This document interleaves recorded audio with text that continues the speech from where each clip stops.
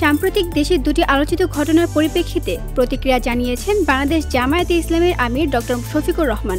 শুক্রবার 12 জুলাই সকাল 9টার দিকে নিজের ভেরিফাইড ফেসবুক পেজে একটি স্ট্যাটাসে তিনি এই প্রতিক্রিয়া জানান।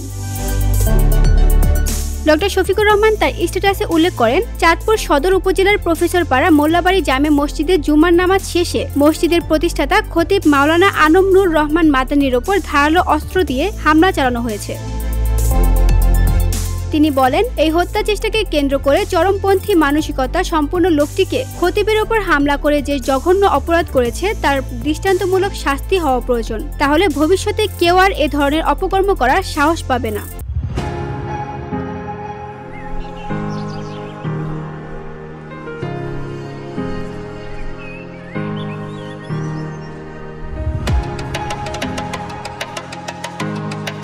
এছাড়াও খুলনায় যুবদলের বহিষ্কৃত এক নেতার হত্যাকাণ্ডের বিষয়েও তিনি উদ্বেগ প্রকাশ করেছেন। ডক্টর শফিকুর রহমান বলেন, খুলনায় যুবদলের যে নেতাকে হত্যা করা হয়েছে তার প্রকৃত দোষীকে খুঁজে বের করে শাস্তির আওতায় আনতে হবে।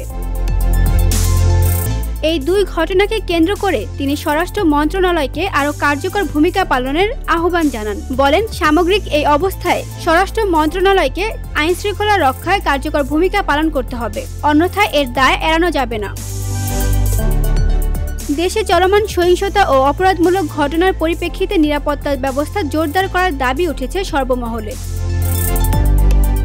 VOD Bangla news desk.